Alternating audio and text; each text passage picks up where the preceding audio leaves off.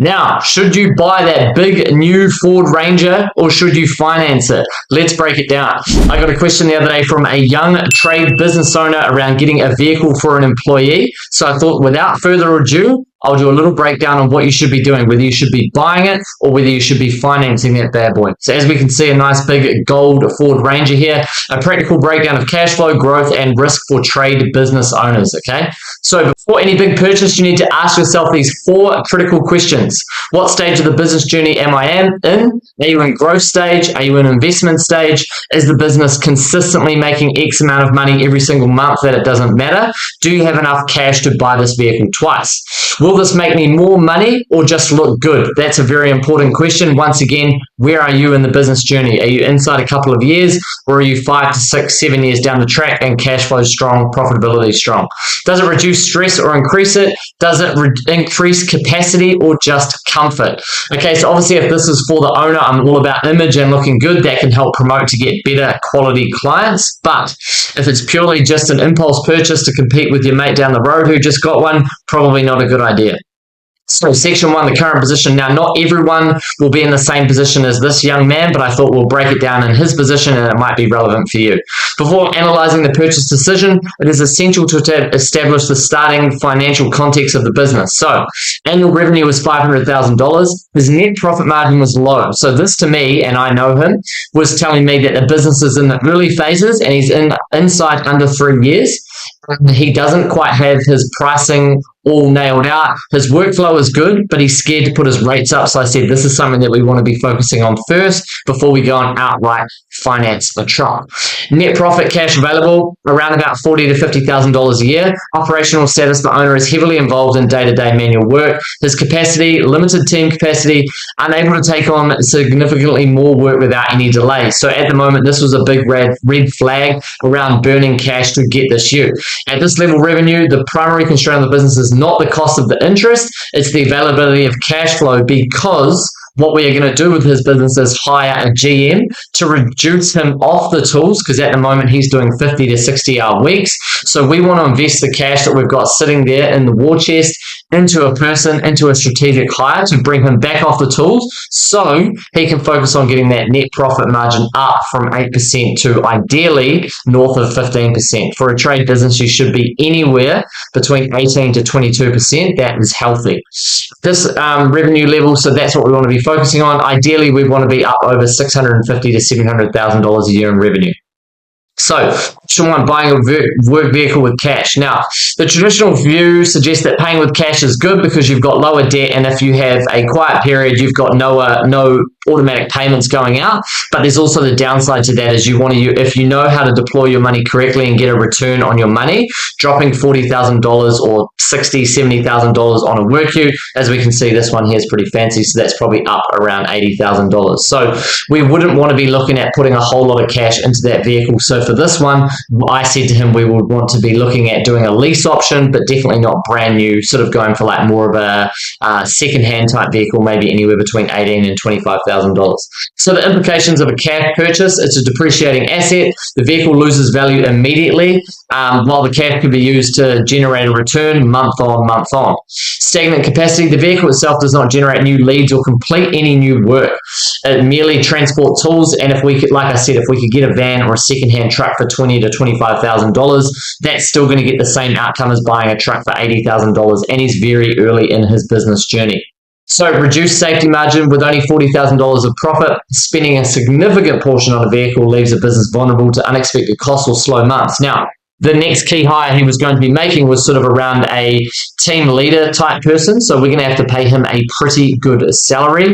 I would say we'd be looking at paying him anywhere between $75,000 and $90,000 a year. So if we go $85,000 divided by 52 weeks of the year, that's going to be sort of looking at a net pay of $1,640 odd a week.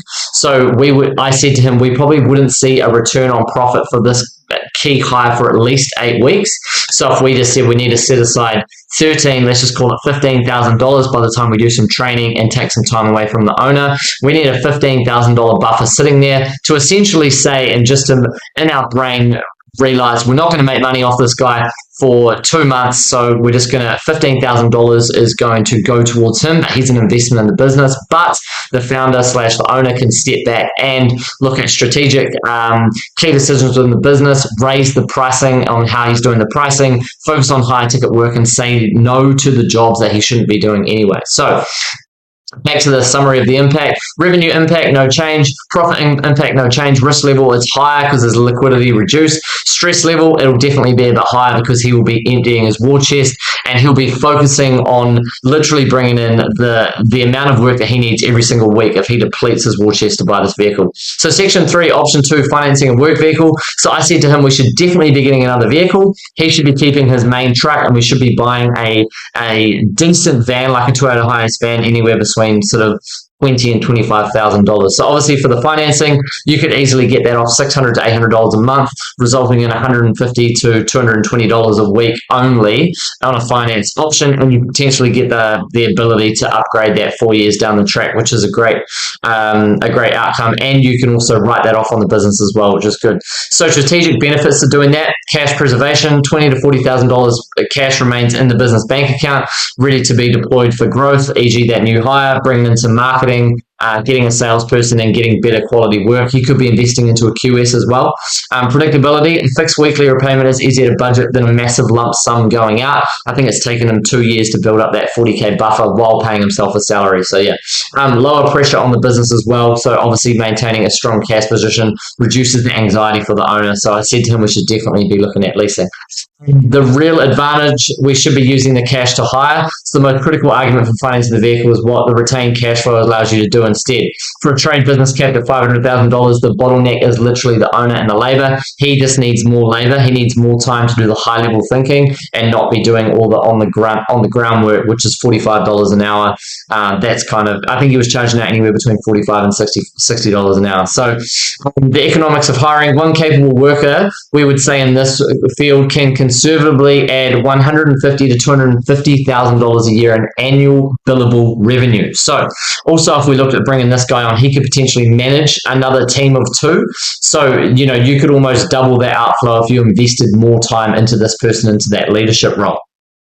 As the owner steps off the tools to manage workflow, efficiency often improves, potentially the profit margins beyond 8%. So that is the key factor there. So we definitely want to be financing this vehicle and leaving the cash in the business.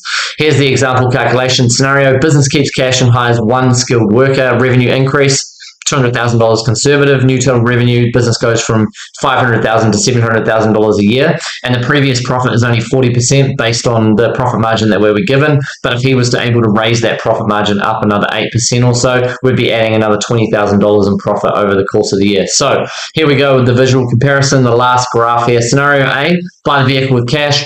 Cash reserves depleted, revenue stuck at $500K, net profit remains at $40,000, negative, will be back to zero, sorry. Scenario B, finance vehicle on the hire, the cash reserves in the business so we can implement that strategically to make more money, e.g. the hire, marketing, QS reports. Revenue grows from $650 to $750K, which is a huge increase from $500,000, and the net profit grows also there. So see that we're going to be gaining revenue and we'll be upping our profit margin and our revenue. So the result is scalable growth. So scenario B is definitely the smarter scenario there. Section 7, the key takeaways: vehicles don't build the businesses. Obviously people do. There's obviously like a bit of a cost within the team, so you've obviously got to pay for guys, pay for vehicles, pay for tools in order to do the jobs, and you could charge more and do more higher spec work. But in this scenario, I said we'd rather be spending 20 to 25 grand rather than $45,000 to $60,000. Cash is a growth tool. It should not be used for depreciating assets when cheap financing is available. Use the bank's money, 100%. If the business goes under, it's only the bank that's going to be in problems, not you. So don't worry about that. That's what banks are for. That's not financial advice, but take it how you want it. Financing protects momentum, keeps your working capital free for marketing, materials, and wages. Hiring creates leverage. You can free the founder up to do more high leverage activities, and this key hire can enable you to do more stuff. The goal is to scale, not comfort. We don't want to be buying a new ute till further down the track. I would say north of sort of 5 years, and potentially looking at over $1 million revenue, and we've got healthier profit margins. So I financed a Nissan Navara when I was in my second year of business, but it was only $150 a week repayment. So let me know in the comments if you found that interesting, and did you buy a Ford Ranger within your first 5 years of business? I'd be interested to know. Thank you very much.